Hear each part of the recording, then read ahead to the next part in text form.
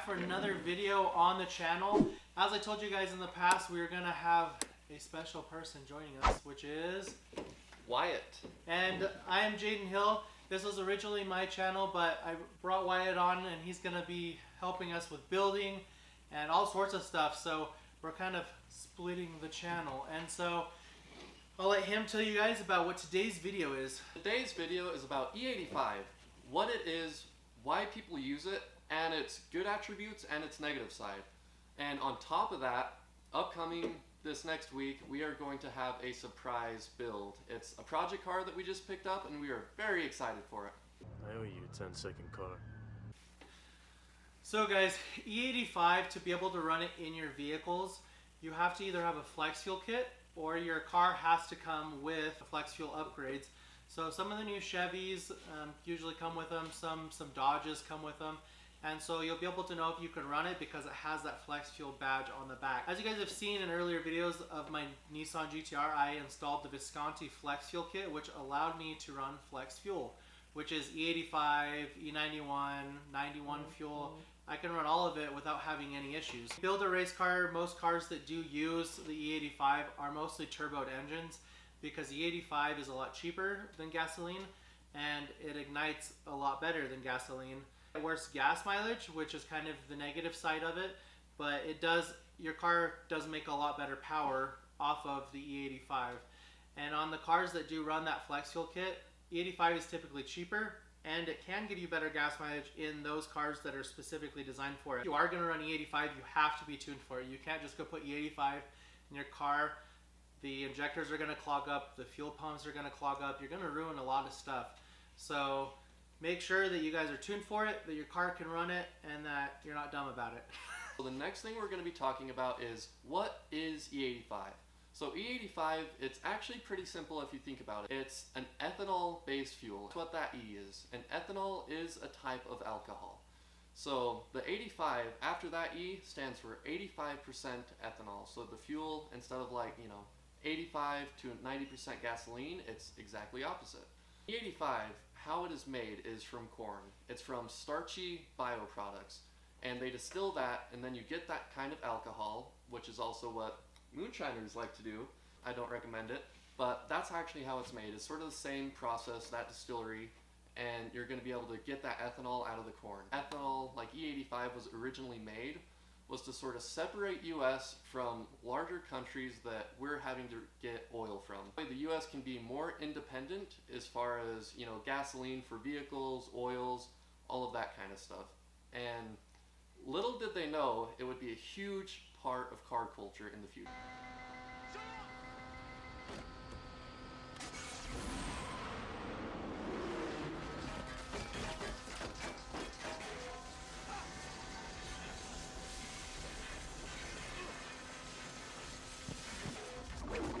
So I'm going to tell you why it had such an impact in the car community and why boosted cars love it and why the car community loves it so much. The E85, it has higher cooling capacity, higher octane, it's equivalent to 110, and it's pre-detonation under compression. The cooling effects during the gas exchange, when it combusts in the combustion chamber, it absorbs that air into the fuel, and so when it turns into a liquid in the combustion chamber, it has a lot more cooling capacity, which is why tuners and turboed cars love it because it helps keep those temps down.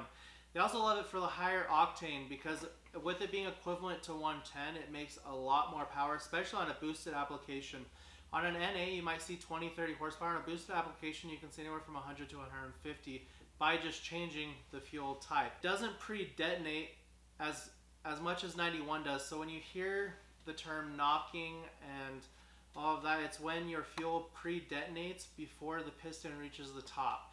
And so pre-detonation rate, and so you can run higher compression with it before it ends up pre-detonating. So you'll see a lot of cars that make those larger horsepower numbers in those 4 digits, they're mainly running E85. Okay, so the next thing we're going to be talking about is, one, the cost of the E85. How much is it compared to gasoline? And then after that, we're going to go over gas mileage, like what are the drawbacks to it in your day-to-day, daily driven car. Then we're going to talk about how corrosive it is for your fuel system, And then after that, we're going to talk about the wham bam factor. Alright, so one is cost. So E85 is going to be a lot cheaper because it's a lot easier to produce. It's renewable. It's not, let's go dig up some dinosaurs that died a few million years ago. Check. Okay, let's go. It's, hey, let's go cut down this field of corn and go make some gas. So E85, we went and filled up his GTR a while ago, and it was what, about $2.27 a gallon? $2.15. $2.15 a gallon.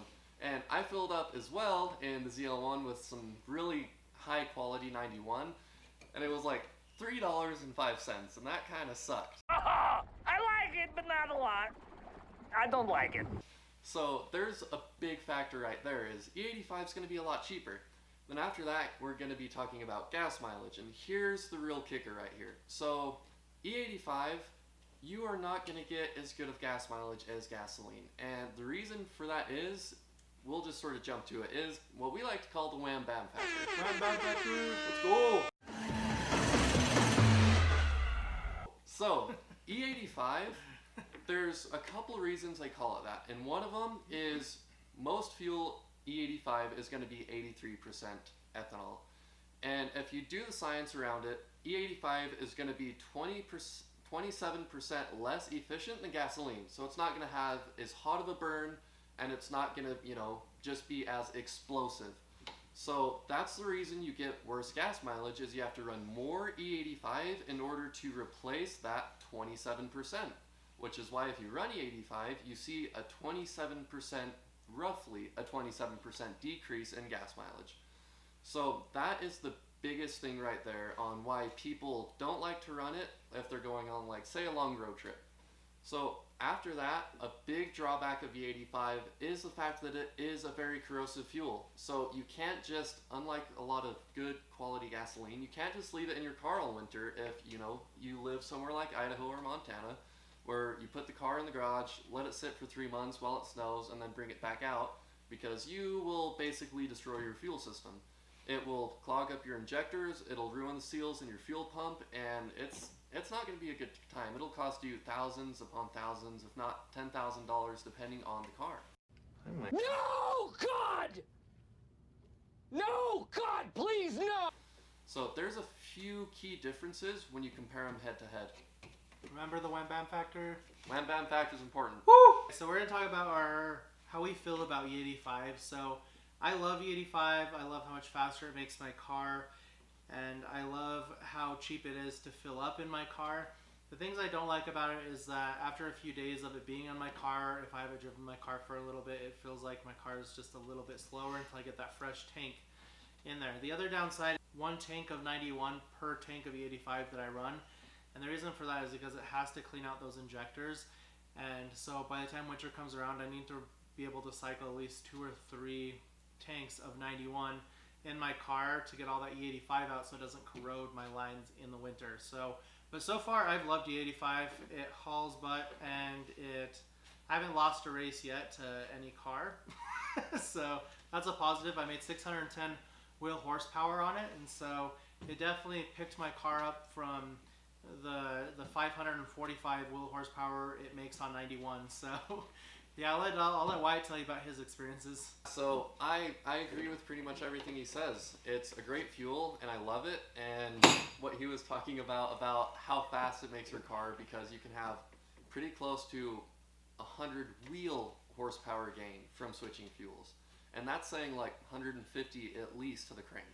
So like the other day, we were driving around, and our cars, they were like neck and neck. He was on 91, and once I shifted into a higher gear, I started to slowly catch back up to him.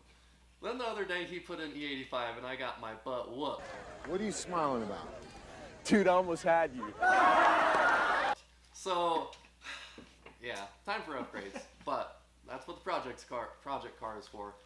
So anyway, so on top of that, one thing that I don't like about E85 is the fact that the US, how they rate it, is kind of BS. Like if you go to any gas station, their dead minimum, like their bare minimum ethanol content to have E85 is like 51%. So sometimes you're not getting, what you bargained for. So sometimes it actually might be bad for your car. And that's why a lot of people have ethanol testers. They get kits for it because they go to the pump, test the ethanol content, then they fill up their car, which is something that we should probably invest in pretty soon, where we're starting to run E85 in more project cars. So besides that, I think it's a great fuel. You know, I think it's actually not as hard on your motor, not your fuel system, but your motor, because it cools down the, you know, the intake charge, so you're going to have a more dense air fuel ratio, you know, mix, so it makes more power. And it's just awesome. Plus it's renewable, and it is a little bit better for the environment. And as much as car guys, you know, don't care, we also live here, so you have to be a little biased. So one of my favorite things that I kind of saved for last is the tuning aspect of E85. So when E85 is tuning on a flex fuel kit, basically they overlap the 91 map and they overlap the E85 map. So when you fill up, your car knows which is which. And typically also comes with an ethanol analyzer, and so as soon as it senses more than 50 to 60% ethanol, it swaps that map for you, so you can make the additional 100 horsepower. So that's probably one of my favorite things about it, is I don't have to swap maps every time. I have a couple friends, and they have some cars that they run on E85 every once in a while, but they don't have flex fuel. So they end up going to their house with like a 5-gallon jug of E85. They drain their gas tank, they drain their fuel system, put in E85, go to the gas station, fill up. Then the thing that sucks is after they go through 3/4 of that tank, they go back to their house with the, you know, 5-gallon thing of 91, drain their gas tank of all the, you know, the E85, drain their fuel system, fill back up, and it's just a pain.